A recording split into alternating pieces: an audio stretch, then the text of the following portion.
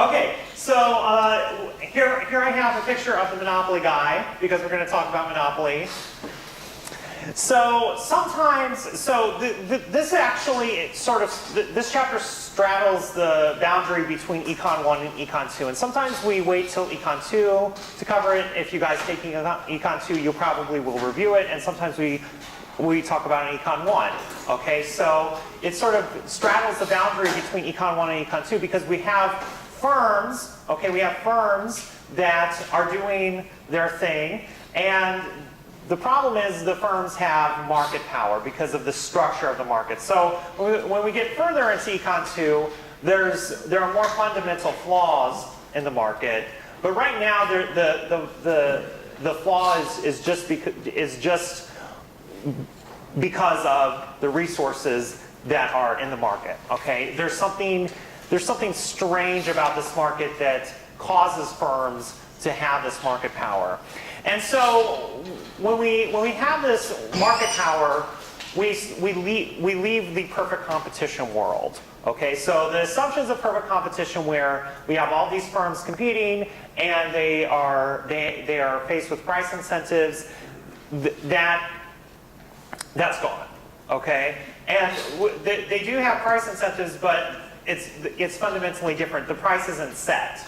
Okay, the price isn't set, so now the firm gets to decide the price it's selling its goods, and so that throws us into a completely different paradigm.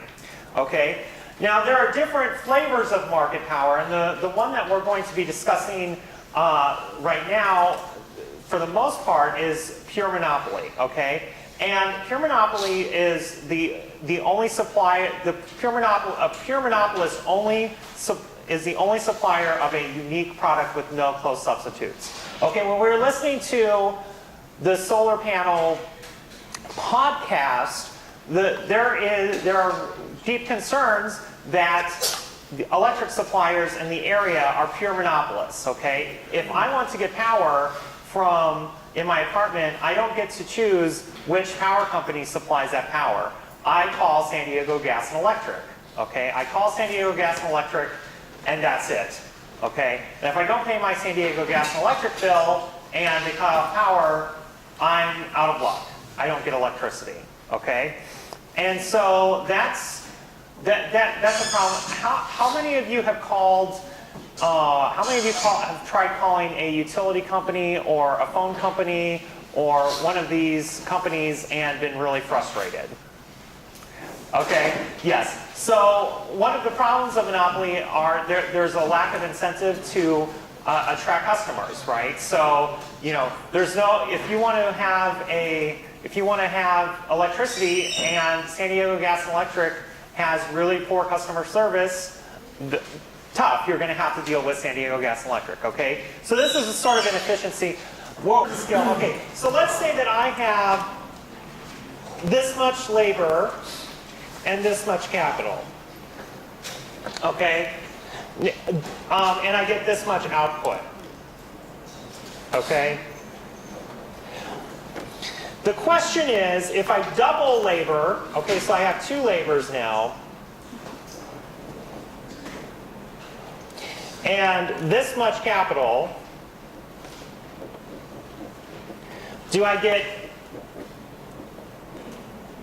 2 Qs? Do I get 1 Q and a half Q? Do I get 3 Qs? How much output do I get? And that determines the returns to scale. Okay? Constant returns to scale is production in which an equal proportional change in all the inputs leads to the same proportional change in output. Okay? So this is constant returns to scale. Okay? This is constant returns to scale. Here I've doubled labor, I've doubled capital, and I get double the output. Okay? And constant returns to scale is a good assumption in certain situations. For instance, if I double the amount of factories that I own, okay, if I just make replicas of the factories that I own, I'm going to get the same amount of output, but just times the amount of duplication that I've done. Okay, so that's a good assumption in many cases.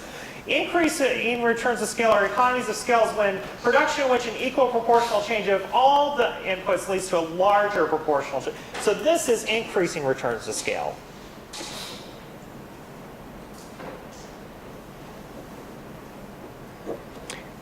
Okay, and exceptionally high economies of scale lead to a natural monopoly where the equilibrium number of firms is 1.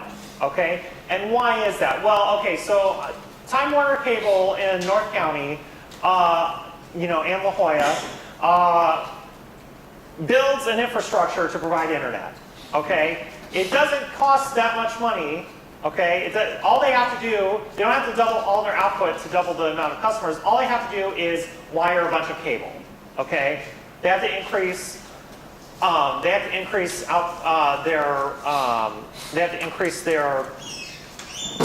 inputs by a little tiny bit. Okay, and so basically that leads to a natural monopoly.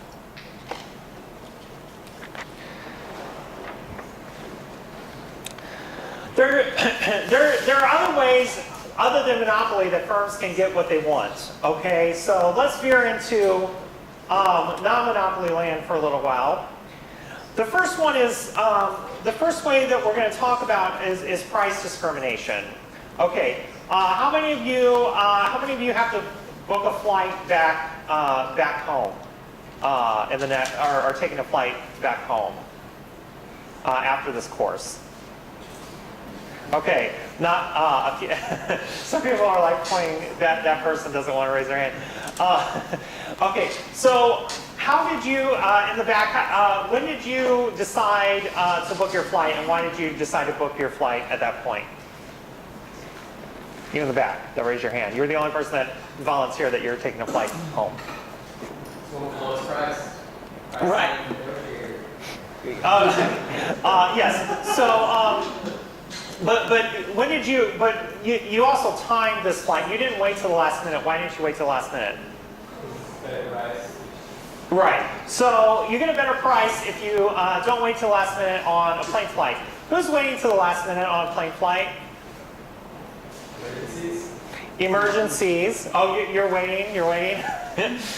Emergencies. I mean, it's not that big of a deal if you're just flying to Las Vegas or San Francisco, but if you're flying to St. Louis, you don't want to book a flight at the last minute. Emergencies, people that are really needing to get on a flight, you might not wait till the very last minute, but you might wait till the close to the last minute if you're a business person, right? You suddenly have a meeting. Okay, so timing is definitely that person that books that flight at the last minute. That's the same flight that this person in the back. That's the same seat, right? That's the same seats. There might be different classes of ticket, and we'll discuss that in a second, but it's the same seat if it's coach flight, okay? That's a way to price discriminate, giving the same product but asking somebody to wait at the same time, okay? And airlines might consider that different product, but I would say they're pretty similar products, okay? A perfectly discriminating monopolist is a firm that charges each buyer exactly his or her reservation price, okay? So I'm willing to pay, let's say I'm willing to pay $500 for a flight home to St. Louis, okay? And my buddy who is not a teaching assistant or a graduate teaching scholar and has a corporate job is willing to pay $750, okay? A perfectly discriminating monopolist knows exactly how much we're willing to pay and charges us that amount. So our surplus is all zero. Okay, my surplus is zero, his surplus is zero. Guess who gets all the surplus? The monopolist, right? Okay, any surplus in the market goes to the monopolist. Okay, and that's a perfect. Nobody really does this. It's very hard to set up a monopoly or a imperfect competition where you're able to garner this information. Now, when I was flying back from Minneapolis from the conference I went to this weekend, Delta had initiated, I just started laughing because I know somebody that consults for the airlines, and I was wondering if he was the one who did this. And I was laughing because I was an economist, but I was infuriated as an airline passenger. So, how many of you have been offered, if you've flown, how many of you have been offered money to be kicked off the plane for the next flight? Okay. Well, Delta has apparently figured out that if they ask you this while you're checking in, they ask you your reservation price for how much you'd be willing to give up to be booked to the next flight. And so now Delta has a more efficient system. Okay, Delta has a more efficient system of price discrimination because they know all of your bids. Okay, they're not going to like randomly. Before it was, okay, does anybody want to give this up? We'll give you $400. Okay, and they would wait while everybody was, you know, some people obviously didn't hear it. Some people were at the gate already and didn't want to deal with it. Okay, now Delta costlessly basically has asked you how much you would be willing to pay. You know, you click a button, 200, 300, 400, 500. And it just looks like an environmental economics survey, and I was just very sad. I was like, oh no, they figured this out. Okay, smart people work for the airlines. So they're getting better at perfectly price discriminating, but not quite there. That's pretty close, by the way, that's pretty close to perfect price discrimination, and they might figure out a way to turn this into, but airlines are very good at doing this, okay? Suppose working customers travel by air Friday through Sunday. Okay, so they want to get on the plane and they want to get back. Okay, they don't want to be away from their desk for very long. But graduate students travel Thursday to Sunday or Friday to Monday. Okay, I try to book a flight Friday to Monday. Okay. And it costs $150 for a one-way trip on average, but grad students are only able to pay $100. We can still fill this plane, okay? And business customers can fill 60% of the plane, but are willing to pay $500 each day. Well, how do we do this? Well, we know that business customers only fly Friday to Sunday. So for a Friday to Sunday ticket, we charge $1,000. Okay, we charge $1,000. And for a ticket that includes a Thursday or a Monday, we charge $200. Well, guess what? We filled that plane, and the average ticket is $680. Okay, and we have the cost more than covered. Okay, so perhaps we create a business class so that the businessmen don't have to sit next to the smelly graduate students. Okay, that's one way of doing this, but that's price discrimination, okay, and that's how this works. So if people try to gauge their reservation price and steal the surplus.